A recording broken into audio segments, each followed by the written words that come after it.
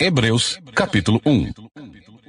Por muito tempo Deus falou várias vezes e de diversas maneiras a nossos antepassados, por meio dos profetas. E agora, nestes últimos dias, Ele nos falou por meio do Filho, o qual Ele designou como herdeiro de todas as coisas, e por meio de quem criou o universo. O Filho irradia a glória de Deus, expressa de forma exata o que Deus é, e com sua palavra poderosa sustenta todas as coisas. Depois de nos purificar de nossos pecados, sentou-se no lugar de honra à direita do Deus majestoso no céu. O que revela que o Filho é muito superior aos anjos, e o nome que ele herdou, superior ao nome deles. Pois Deus nunca disse a nenhum anjo: "Você é meu filho, hoje eu o gerei." Ou ainda, "Eu serei seu pai, e ele será meu filho." E quando ele trouxe seu Filho Supremo ao mundo, disse: "Que todos os anjos de Deus o adorem." A respeito dos anjos, ele diz: "Ele envia seus anjos como os ventos, e seus servos como chamas de fogo." Mas ao Filho ele diz: "Teu trono, ó Deus, permanece para todo sempre. Tu governas com cetro de justiça. Amas a justiça e odeias o mal. Por isso, Deus, o teu Deus, te ungiu. Derramou sobre ti o óleo da alegria, mais que sobre qualquer outro." E diz também: "No princípio, Senhor, lançaste os fundamentos da terra, e com tuas mãos formaste os céus. Eles deixarão de existir, mas tu permanecerás para sempre. Eles se desgastarão como roupa velha. Tu os desdobrarás como um manto e te desfarás deles como roupa velha. Tu, porém, és sempre o mesmo. Teus dias jamais terão fim."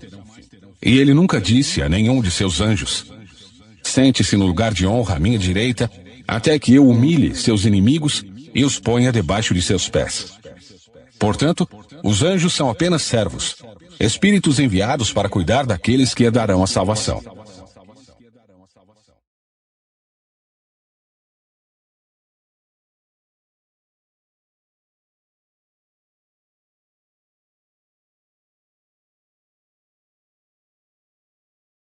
Capítulo 2. Portanto, precisamos prestar muita atenção às verdades que temos ouvido, para não nos desviarmos delas. Pois a mensagem que foi transmitida por meio de anjos permaneceu firme, e toda a transgressão e desobediência recebeu o castigo merecido. O que nos faz pensar que escaparemos se negligenciarmos essa grande salvação, anunciada primeiramente pelo Senhor e depois transmitida a nós por aqueles que o ouviram falar. E Deus confirmou a mensagem por meio de sinais, maravilhas e diversos milagres, e também por dons do Espírito Santo conforme sua vontade. Além disso, não são anjos que governarão o mundo futuro a que nos referimos. Porque em certo lugar alguém disse: "Quem é o simples mortal para que penses nele? Quem é o filho do homem para que com ele te importes? E no entanto, por pouco tempo fizeste um pouco menor que os anjos, e o coroaste de glória e honra. Tu lhe deste autoridade sobre todas as coisas." Quando se diz todas as coisas, significa que nada foi deixado de fora. É verdade que ainda não vimos tudo ser submetido à sua autoridade. Contudo, vemos Jesus, que por pouco tempo foi feito um pouco menor que os anjos, e que por ter sofrido a morte, agora está coroado de glória e honra. Sim, pela graça de Deus, Jesus experimentou a morte por todos. Deus, para quem e por meio de quem todas as coisas foram criadas, escolheu levar muitos filhos à glória. E era apropriado que, por meio do sofrimento de Jesus, Ele o tornasse o líder perfeito para conduzi-los à salvação. Assim, tanto que santifica como os que são santificados procedem de um só. Por isso Jesus não se envergonha de chamá-los irmãos, quando diz: "Proclamarei teu nome a meus irmãos. No meio de teu povo reunido te louvarei." E também afirmou: "Porém minha confiança nele, isto é, eu e os filhos que Deus me deu." Visto, portanto, que os filhos são seres humanos, feitos de carne e sangue, o Filho também se tornou carne e sangue, pois somente assim ele poderia morrer, e somente ao morrer destruiria o diabo, que tinha o poder da morte. Só dessa maneira, ele libertaria aqueles que durante toda a vida estiveram escravizados pelo medo da morte. Também sabemos que o Filho não veio para ajudar os anjos, mas sim os descendentes de Abraão. Portanto, era necessário que ele se tornasse semelhante a seus irmãos em todos os aspectos, de modo que pudesse ser nosso misericordioso e fiel sumo sacerdote diante de Deus e realizar o sacrifício que remove os pecados do povo. Uma vez que ele próprio passou por sofrimento e tentação, é capaz de ajudar aqueles que são tentados.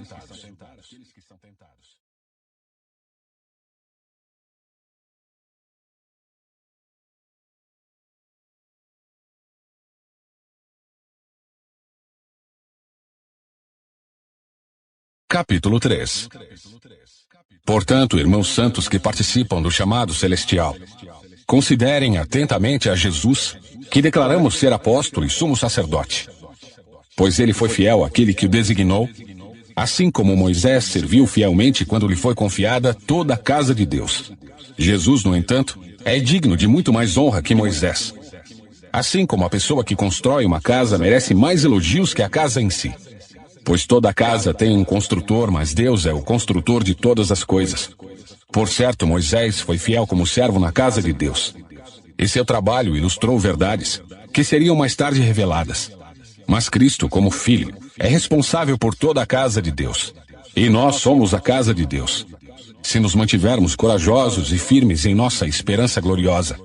Por isso, o Espírito Santo diz: hoje, se ouvirem sua voz, não endureçam o coração como eles fizeram na rebelião, quando me puseram à prova no deserto. Ali seus antepassados me tentaram e me puseram à prova, apesar de terem visto meus feitos durante 40 anos. Por isso fiquei irado com aquela geração e disse: seu coração sempre se desvia de mim. Vocês se recusam a andar em meus caminhos. Assim jurei em minha ira: jamais entrarão em meu descanso. Portanto, irmãos, cuidem para que nenhum de vocês tenha coração perverso e incrédulo que os desvie do Deus vivo. Advirtam uns aos outros todos os dias, enquanto ainda é hoje, para que nenhum de vocês seja enganado pelo pecado e fique endurecido. Porque nos tornaremos participantes de Cristo, se de fato mantivermos firme até o fim a confiança que nele depositamos no início. Lembrem-se do que foi dito. Hoje, se ouvirem sua voz, não endureçam o coração como eles fizeram na rebelião. E quem foram os que se rebelaram mesmo depois de terem ouvido? Não foram aqueles que saíram do Egito conduzidos por Moisés? E quem deixou Deus irado durante 40 anos? Não foi o povo que pecou e cujos corpos ficaram no deserto? E a quem Deus se dirigiu quando jurou que jamais entrariam em seu descanso? Não foi ao povo que lhe desobedeceu? Vemos, portanto, que não puderam entrar no descanso por causa de sua incredulidade.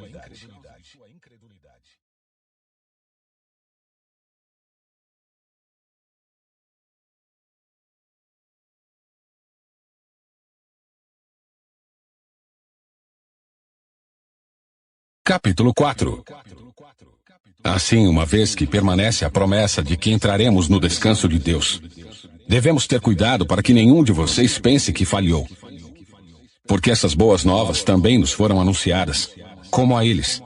Mas a mensagem de nada lhes valeu, pois não a receberam com fé e não se uniram àqueles que ouviram. Pois nós, os que cremos, entramos em seu descanso. Quanto aos demais, Deus disse: assim jurei em minha ira: jamais entrarão em meu descanso. Embora suas obras estejam prontas desde a criação do mundo. Sabemos que estão prontas por causa da passagem que menciona o sétimo dia. No sétimo dia, Deus descansou de todo o seu trabalho. Mas em outra passagem, Deus diz: jamais entrarão em meu descanso. Portanto, o descanso está disponível para que alguns entrem nele, mas os primeiros que ouviram essas boas novas não entraram por causa de sua desobediência. Por isso, Deus estabeleceu outra ocasião para que entrem em seu descanso. E essa ocasião é hoje.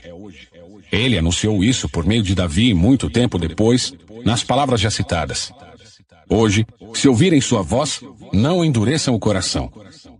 Se Josué lhes tivesse dado descanso, Deus não teria falado de outro dia de descanso por vir. Logo, ainda há um descanso definitivo à espera do povo de Deus. Porque todos que entraram no descanso de Deus, descansam de seu trabalho, como Deus o fez após a criação do mundo.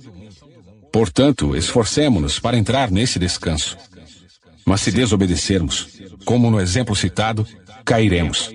Pois a palavra de Deus é viva e poderosa, é mais cortante que qualquer espada de 2 gumes, penetrando entre a alma e o espírito, entre a junta e a medula, e trazendo à luz até os pensamentos e desejos mais íntimos. Nada em toda a criação está escondido de Deus.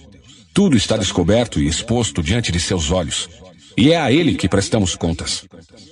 Visto, portanto, que temos um grande sumo sacerdote que entrou no céu, Jesus, o Filho de Deus, apeguemo-nos firmemente àquilo em que cremos.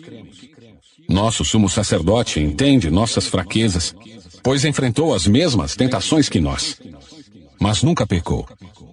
Assim, aproximemo-nos com toda a confiança do trono da graça, onde receberemos misericórdia e encontraremos graça para nos ajudar quando for preciso.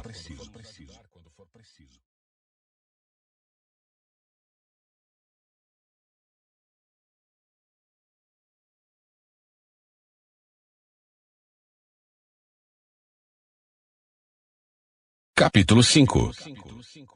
Todo sumo sacerdote é um homem escolhido para representar outras pessoas nas coisas referentes a Deus.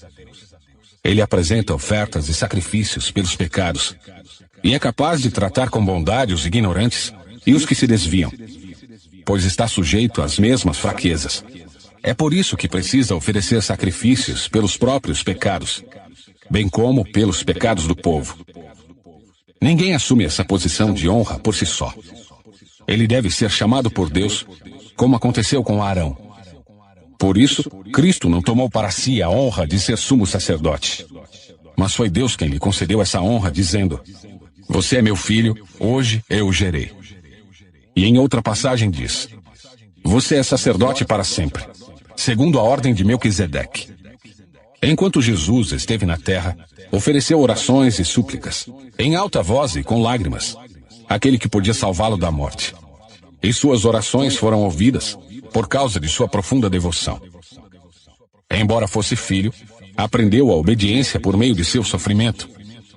Com isso, foi capacitado para ser o sumo sacerdote perfeito, e tornou-se a fonte de salvação eterna para todos que lhe obedecem. E Deus o designou sumo sacerdote segundo a ordem de Melquisedeque. Há muito mais que gostaríamos de dizer a esse respeito, mas são coisas difíceis de explicar, sobretudo porque vocês se tornaram displicentes acerca do que ouvem. A esta altura já deveriam ensinar outras pessoas, e no entanto precisam que alguém lhes ensine novamente os conceitos mais básicos da palavra de Deus. Ainda precisam de leite, e não podem ingerir alimento sólido. Quem se alimenta de leite ainda é criança e não sabe o que é justo. O alimento sólido é para os adultos, que pela prática constante são capazes de distinguir entre certo e errado.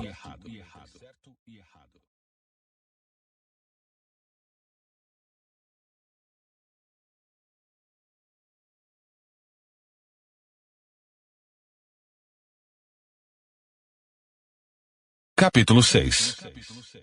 Portanto, deixemos de lado os ensinamentos básicos a respeito de Cristo e sigamos em frente, alcançando a maturidade em nosso entendimento. Certamente não precisamos lançar novamente os alicerces, ou seja, o arrependimento das obras mortas, a fé em Deus, o batismo, a imposição de mãos, a ressurreição dos mortos e o julgamento eterno. Se Deus permitir, avançaremos para um maior entendimento, pois é impossível trazer de volta ao arrependimento aqueles que já foram iluminados, que já experimentaram as dádivas celestiais e se tornaram participantes do Espírito Santo, que provaram a bondade da palavra de Deus e os poderes do mundo por vir, e que depois se desviaram. Sim, é impossível trazê-los de volta ao arrependimento, pois ao rejeitar o Filho de Deus, eles voltaram a pregá-lo na cruz, expondo-o à vergonha pública. Quando a terra absorve a chuva que cai e produz uma boa colheita para o lavrador, recebe a bênção de Deus.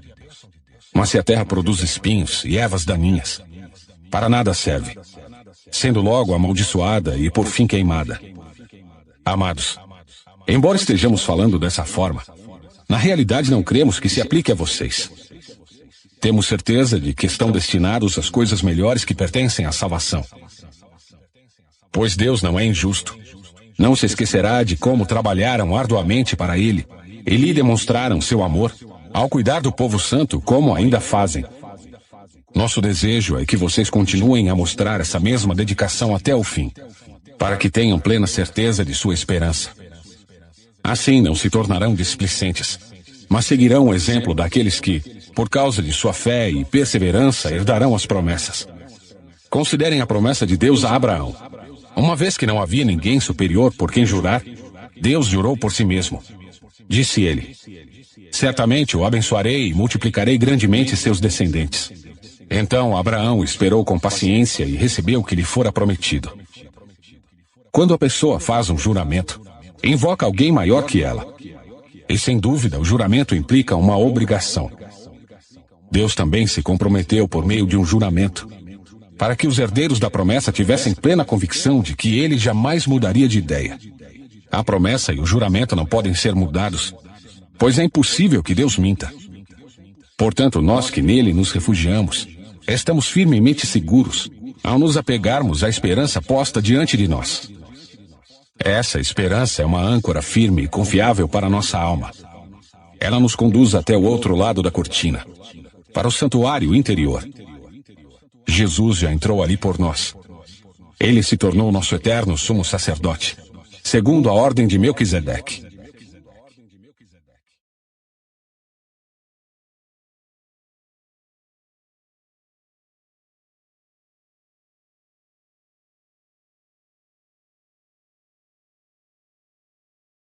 Capítulo 7.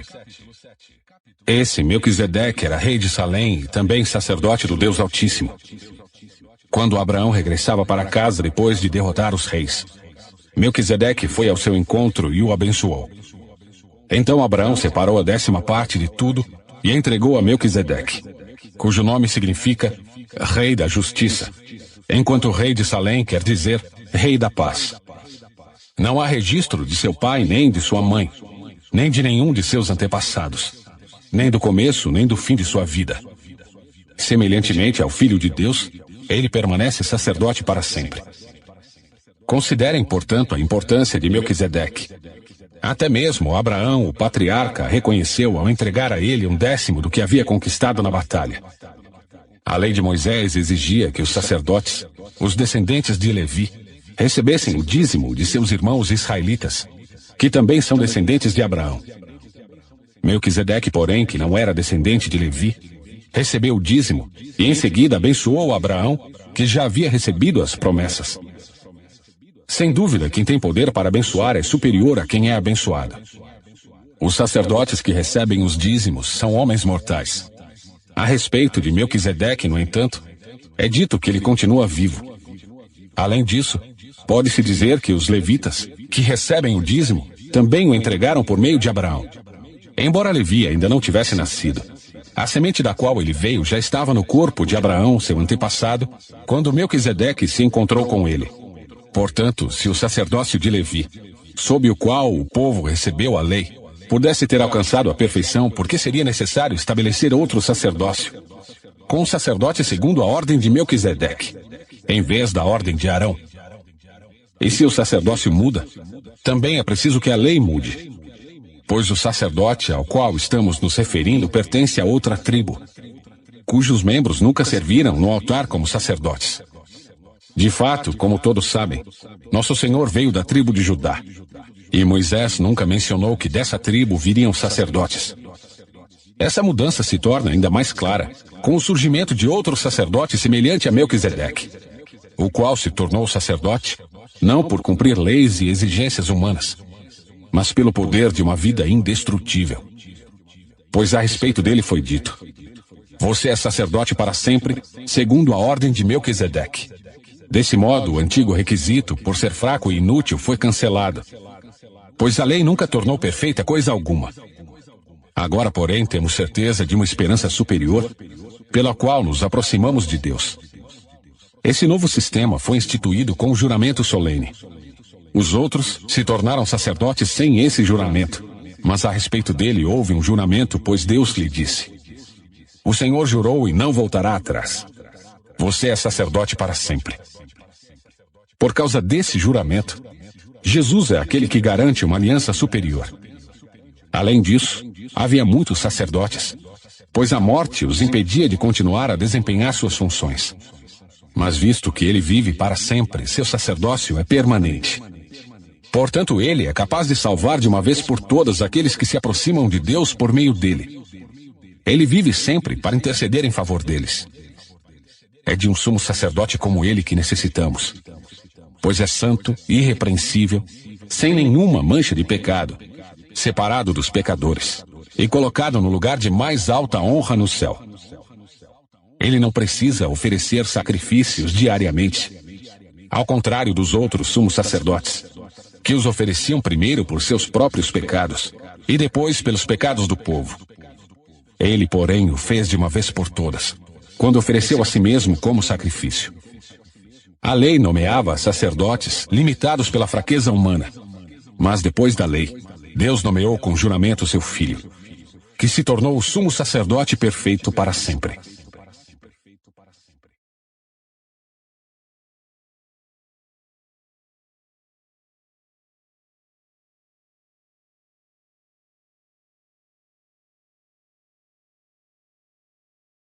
Capítulo 8. O mais importante é que temos um sumo sacerdote, sentado no lugar de honra, à direita do trono do Deus majestoso no céu. Ele ministra ali no verdadeiro tabernáculo, o santuário construído pelo Senhor e não por mãos humanas. E visto que todo sumo sacerdote deve apresentar ofertas e sacrifícios, era necessário que esse sumo sacerdote também apresentasse uma oferta. Se ele estivesse aqui na terra, nem seria sacerdote, pois já existem sacerdotes que apresentam as ofertas exigidas pela lei. O serviço sacerdotal que eles realizam é apenas uma representação, uma sombra das coisas celestiais. Pois quando Moisés se preparava para construir o tabernáculo, Deus o advertiu: cuide para que tudo seja feito, de acordo com o modelo que eu lhe mostrei aqui no monte. Agora, porém, Jesus, nosso sumo sacerdote, recebeu um ministério superior, pois ele é o mediador de uma aliança superior baseada em promessas superiores. Se a primeira aliança fosse perfeita, não teria havido necessidade de outra para substituí-la. Mas quando Deus viu que seu povo era culpado, disse: está chegando o dia, diz o Senhor, em que farei uma nova aliança com o povo de Israel e de Judá. Não será como a aliança que fiz com seus antepassados, quando os tomei pela mão e os conduzi para fora da terra do Egito. Não permaneceram fiéis à minha aliança. Por isso lhes dei as costas, diz o Senhor. E esta é a nova aliança que farei com o povo de Israel. Depois daqueles dias, diz o Senhor, porei minhas leis em sua mente e as escreverei em seu coração. Serei o seu Deus, e eles serão o meu povo. E não será necessário ensinarem a seus vizinhos e a seus parentes, dizendo: você precisa conhecer o Senhor. Pois todos, desde o mais humilde até o mais importante, me conhecerão. E eu perdoarei sua maldade e nunca mais me lembrarei de seus pecados. Quando Deus fala de uma nova aliança, significa que tornou obsoleta a aliança anterior. E aquilo que se torna obsoleto e antiquado, logo desaparece.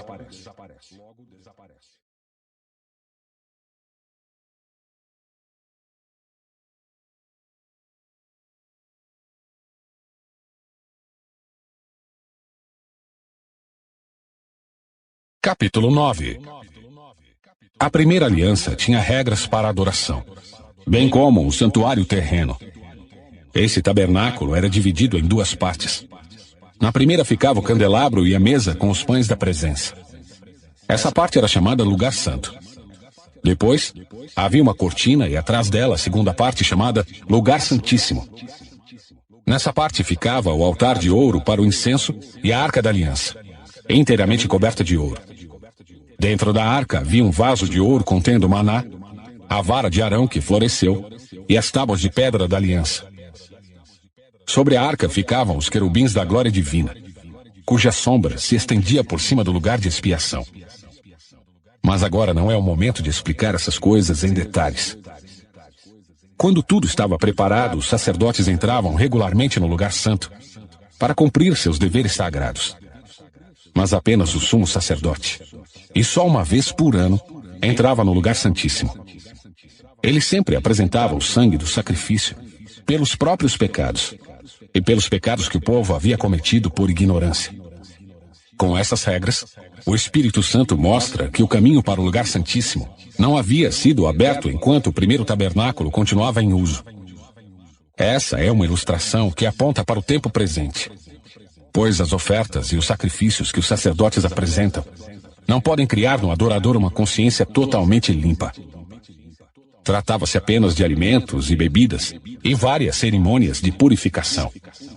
Eram regras externas, válidas apenas até que se estabelecesse um sistema melhor. Cristo se tornou o sumo sacerdote de todos os benefícios agora presentes. Ele entrou naquele tabernáculo maior e mais perfeito no céu, que não foi feito por mãos humanas, nem faz parte deste mundo criado, com seu próprio sangue, e não com o sangue de bodes e bezerros. Entrou no lugar santíssimo de uma vez por todas e garantiu redenção eterna. Se, portanto, o sangue de bodes e bezerros e as cinzas de uma novilha purificavam o corpo de quem estava cerimonialmente impuro, imaginem como o sangue de Cristo purificará nossa consciência das obras mortas, para que adoremos o Deus vivo. Pois pelo poder do Espírito eterno, Cristo ofereceu a si mesmo a Deus como sacrifício perfeito. Por isso, Ele é o mediador da nova aliança, para que todos que são chamados recebam a herança eterna que foi prometida. Porque Cristo morreu para libertá-los do castigo dos pecados que haviam cometido sob a primeira aliança. Quando alguém deixa um testamento, é necessário comprovar a morte daquele que o fez. O testamento só se torna válido após a morte da pessoa.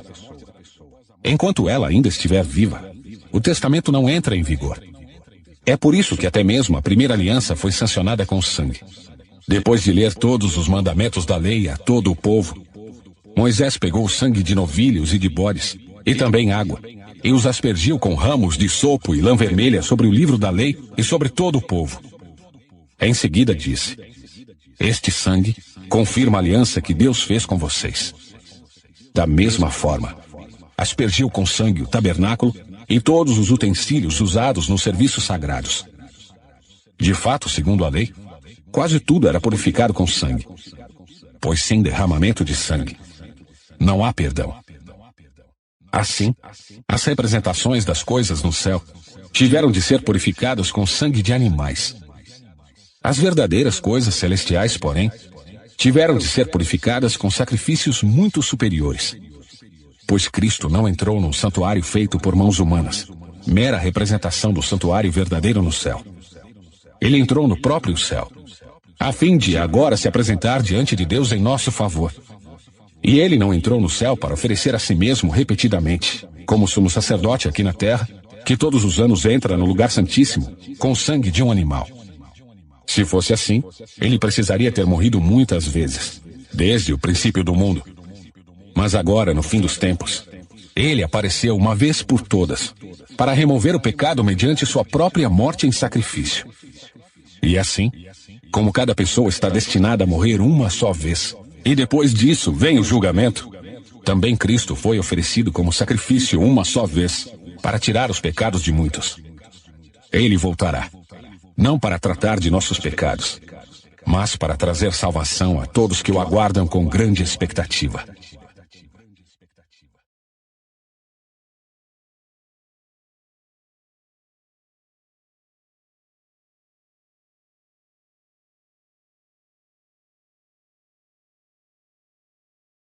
Capítulo 10.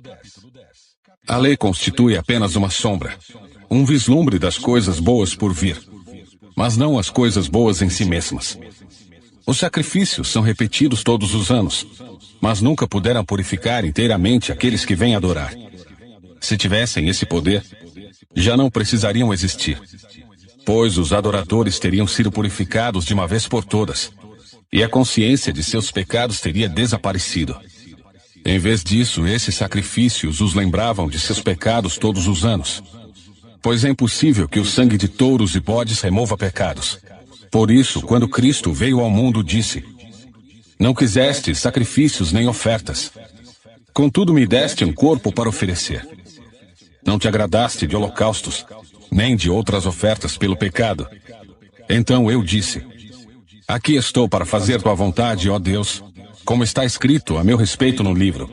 Primeiro, Cristo disse: Não quiseste sacrifícios nem ofertas, nem holocaustos, nem outras ofertas, nem te agradaste delas, embora sejam exigidas pela lei. Então acrescentou: Aqui estou para fazer tua vontade. Ele cancela a primeira aliança a fim de estabelecer a segunda. Pois a vontade de Deus era que fôssemos santificados pela oferta do corpo de Jesus Cristo, de uma vez por todas. O sacerdote se apresenta todos os dias para realizar os serviços sagrados e oferece repetidamente os mesmos sacrifícios que nunca podem remover os pecados. Nosso sumo sacerdote, porém, ofereceu a si mesmo como único sacrifício pelos pecados, válido para sempre.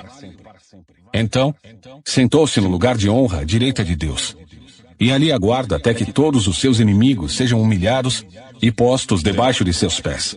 Porque mediante essa única oferta ele tornou perfeitos para sempre os que estão sendo santificados. E o Espírito Santo também testemunha que isso é verdade, pois diz: Esta é a nova aliança que farei com o meu povo depois daqueles dias, diz o Senhor. Porei minhas leis em seu coração e as escreverei em sua mente. E acrescenta: E nunca mais me lembrarei de seus pecados e seus atos de desobediência. Onde os pecados foram perdoados, já não há necessidade de oferecer mais sacrifícios. Portanto, irmãos, por causa do sangue de Jesus, podemos entrar com toda a confiança no lugar santíssimo. Por sua morte, Jesus abriu um caminho novo e vivo através da cortina que leva ao lugar santíssimo. E uma vez que temos um sumo sacerdote que governa sobre a casa de Deus, entremos com coração sincero e plena confiança, pois nossa consciência culpada foi purificada e nosso corpo lavado com água pura. Apeguemo-nos firmemente sem vacilar à esperança que professamos, porque Deus é fiel para cumprir sua promessa. Pensemos em como motivar uns aos outros na prática do amor e das boas obras. E não deixemos de nos reunir, como fazem alguns, mas encorajemo-nos mutuamente, sobretudo agora que o dia está próximo. Se continuamos a pecar deliberadamente depois de ter recebido conhecimento da verdade, já não há sacrifício que cubra esses pecados. Há somente a assustadora expectativa do julgamento e do fogo intenso que consumirá os inimigos. Pois quem se recusava a obedecer à lei de Moisés era morto sem misericórdia, com base no depoimento de 2 ou 3 testemunhas. Imaginem quão maior será o castigo para quem insultou o Filho de Deus, tratou como comum e profano o sangue da aliança que o santificou e menosprezou o Espírito Santo que concede graça. Pois conhecemos aquele que disse: A vingança cabe a mim. Eu lhes darei o que merecem. E também, o Senhor julgará o seu povo. Que coisa terrível é cair nas mãos do Deus vivo. Lembrem-se dos primeiros dias, quando foram iluminados e de como permaneceram firmes apesar de muita luta e sofrimento. Houve ocasiões em que foram expostos a insultos e espancamentos. Em outras ajudaram os que passavam pelas mesmas coisas. Sofreram com os que foram presos e aceitaram com alegria quando lhes foi tirado tudo que possuíam. Sabiam que lhes esperavam coisas melhores, que durarão para sempre. Portanto, não abram mão de sua firme confiança. Lembrem-se da grande recompensa que ela lhes traz. Vocês precisam perseverar, a fim de que, depois de terem feito a vontade de Deus, recebam tudo o que Ele lhes prometeu. Pois em breve virá aquele que está para vir. Não se atrasará. Meu justo viverá pela fé. Se ele se afastar, porém, não me agradarei dele. Mas não somos como aqueles que se afastam para sua própria destruição. Somos pessoas de fé, cuja alma é preservada.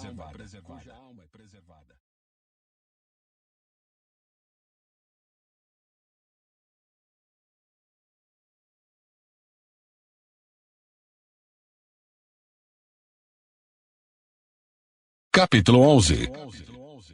A fé mostra a realidade daquilo que esperamos. Ela nos dá a convicção de coisas que não vemos. Pela fé, pessoas em tempos passados obtiveram aprovação. Pela fé, entendemos que todo o universo foi formado pela palavra de Deus. Assim, o que se vê originou-se daquilo que não se vê. Pela fé, Abel apresentou a Deus um sacrifício superior ao de Caim. Com isso, mostrou que era um homem justo, e Deus aprovou suas ofertas. Embora há muito esteja morto, ainda fala por meio de seu exemplo. Pela fé, Enoque foi levado para o céu sem ver a morte. Ele desapareceu porque Deus o levou para junto de si. Porque antes de ser levado, ele era conhecido por agradar a Deus. Sem fé é impossível agradar a Deus. Quem deseja se aproximar de Deus deve crer que Ele existe e que recompensa aqueles que o buscam. Pela fé, Noé construiu uma grande embarcação para salvar sua família do dilúvio. Ele obedeceu a Deus, que o advertiu a respeito de coisas que nunca haviam acontecido. Pela fé condenou o resto do mundo e recebeu a justiça que vem por meio da fé. Pela fé Abraão obedeceu, quando foi chamado para ir a outra terra que ele receberia como herança. Ele partiu sem saber para onde ia. E mesmo quando chegou à terra que lhe havia sido prometida, viveu ali pela fé, pois era como estrangeiro morando em tendas. Assim também fizeram Isaque e Jacó, que herdaram a mesma promessa. Abraão esperava confiantemente pela cidade de alicerces eternos, planejada e construída por Deus. Pela fé, até mesmo Sara, embora estéril e idosa, pôde ter um filho. Ela creu que Deus era fiel para cumprir sua promessa. E assim uma nação inteira veio desse homem velho e sem vigor. Uma nação numerosa como as estrelas do céu, e incontável como a areia da praia. Todos eles morreram na fé e, embora não tenham recebido todas as coisas que lhes foram prometidas, as avistaram de longe e de bom grado as aceitaram. Reconheceram que eram estrangeiros e peregrinos neste mundo. Evidentemente, quem fala desse modo espera ter sua própria pátria. Se quisessem, poderiam ter voltado à terra de onde saíram. Mas buscavam uma pátria superior, um lar celestial. Por isso Deus não se envergonha de ser chamado Deus deles, pois lhes preparou uma cidade. Pela fé, Abraão, ao ser posto à prova, ofereceu Isaque como sacrifício. Abraão, que havia recebido as promessas, estava disposto a sacrificar seu único filho, embora Deus lhe tivesse dito: Isaque é o filho de quem depende sua descendência. Concluiu que, se Isaque morresse, Deus tinha poder para trazê-lo de volta à vida, e em certo sentido recebeu seu filho de volta dos mortos.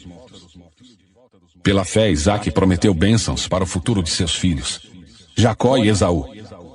Pela fé, Jacó, prestes a morrer, abençoou cada um dos filhos de José e se curvou para adorar, apoiado em seu cajado.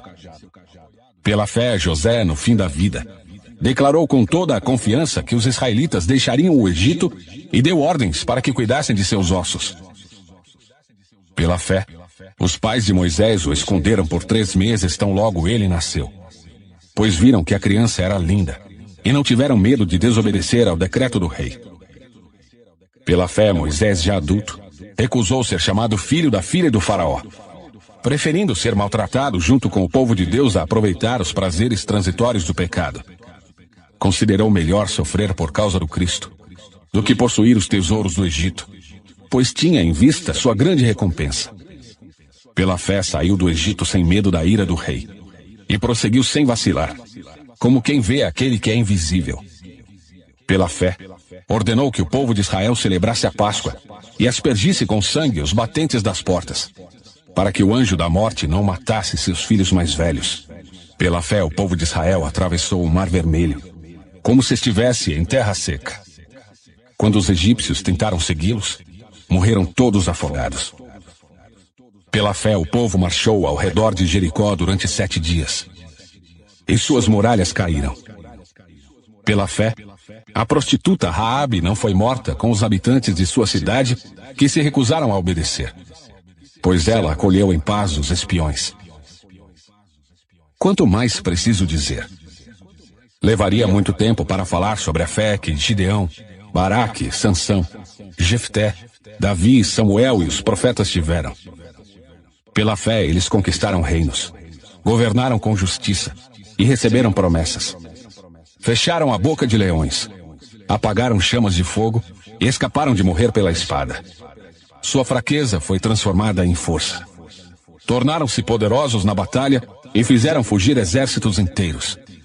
Mulheres receberam de volta seus queridos que haviam morrido. Outros, porém, foram torturados, recusando-se a ser libertos, e depositaram sua esperança na ressurreição para uma vida melhor.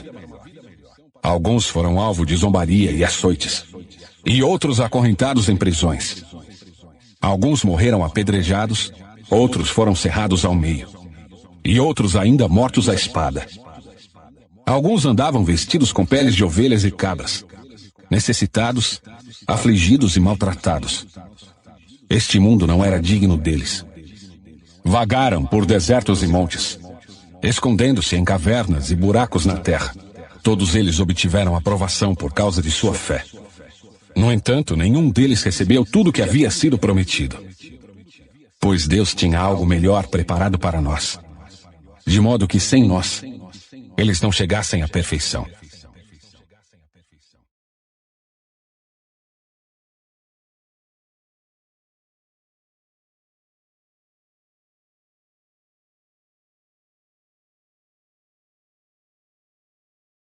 Capítulo 12. Portanto, uma vez que estamos rodeados de tão grande multidão de testemunhas, livremo-nos de todo o peso que nos torna vagarosos e do pecado que nos atrapalha, e corramos com perseverança a corrida que foi posta diante de nós. Mantenhamos o olhar firme em Jesus, o líder e aperfeiçoador de nossa fé. Por causa da alegria que o esperava, ele suportou a cruz sem se importar com a vergonha. Agora ele está sentado no lugar de honra à direita do trono de Deus. Pensem em toda a hostilidade que ele suportou dos pecadores. Desse modo, vocês não ficarão cansados nem desanimados. Afinal, ainda não chegaram a arriscar a vida na luta contra o pecado. Acaso vocês se esqueceram das palavras de ânimo que Deus lhes dirigiu como filhos dele? Ele disse: Meu filho, não despreze a disciplina do Senhor. Não desanime quando ele o corrigir, pois o Senhor disciplina quem ele ama e castiga todo aquele que aceita como filho. Enquanto suportam esta disciplina de Deus, lembrem-se de que ele os trata como filhos. Quem já ouviu falar de um filho que nunca foi disciplinado pelo pai? Se Deus não os disciplina como faz com todos os seus filhos, significa que vocês não são filhos de verdade, mas ilegítimos. Uma vez que respeitávamos nossos pais terrenos que nos disciplinavam, não devemos nos submeter ainda mais à disciplina do Pai de nosso espírito e assim obter vida. Pois nossos pais nos disciplinaram por alguns anos como julgaram melhor. Mas a disciplina de Deus é sempre para o nosso bem, a fim de que participemos de sua santidade. Nenhuma disciplina é agradável no momento em que é aplicada. Ao contrário, é dolorosa. Mais tarde, porém, produz uma colheita de vida justa e de paz para os que assim são corrigidos. Portanto, revigorem suas mãos cansadas e seus joelhos enfraquecidos. Façam caminhos retos para seus pés, a fim de que os mancos não caiam, mas sejam fortalecidos. Esforcem-se para viver em paz com todos e procurem ter uma vida santa, sem a qual ninguém verá o Senhor. Cuidem uns dos outros, para que nenhum de vocês deixe de experimentar a graça de Deus. Fiquem atentos para que não brote nenhuma raiz venenosa de amargura que cause perturbação, contaminando muitos. Vigiem para que ninguém seja imoral ou profano, como Esaú, que trocou seus direitos como filho mais velho por uma simples refeição. Como vocês sabem, mais tarde, quando ele quis a bênção do pai, foi rejeitado. Era tarde para que houvesse arrependimento, embora ele tivesse implorado com lágrimas. Vocês não chegaram a um monte que se pode tocar, a um lugar de fogo ardente, escuridão, trevas e vendaval, ao toque da trombeta e a voz tão terrível que aqueles que a ouviram suplicaram que nada mais lhes fosse dito, pois não podiam suportar a ordem que recebiam. Se até mesmo um animal tocar no monte, deve ser apedrejado. O próprio Moisés ficou tão assustado com o que viu a ponto de dizer: Fiquei apavorado e tremendo de medo. Vocês, porém, chegaram ao Monte Sião, a cidade do Deus vivo, a Jerusalém celestial, aos incontáveis milhares de anjos em alegre reunião, à congregação dos filhos mais velhos, cujos nomes estão escritos no céu, e a Deus, que é juiz de todos, aos espíritos dos justos no céu agora aperfeiçoados, a Jesus, o mediador da nova aliança, e ao sangue aspergido, que fala de coisas melhores do que falava o sangue de Abel. Tenham cuidado para não se recusarem a ouvir aquele que fala.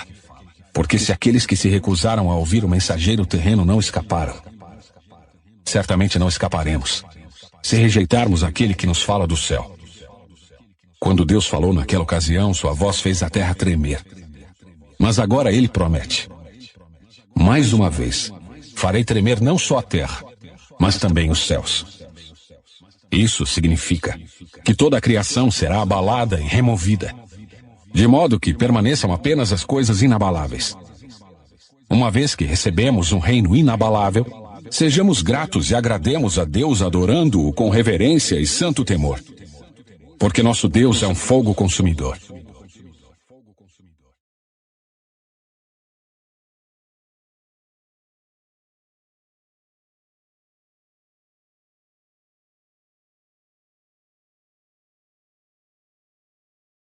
Capítulo 13.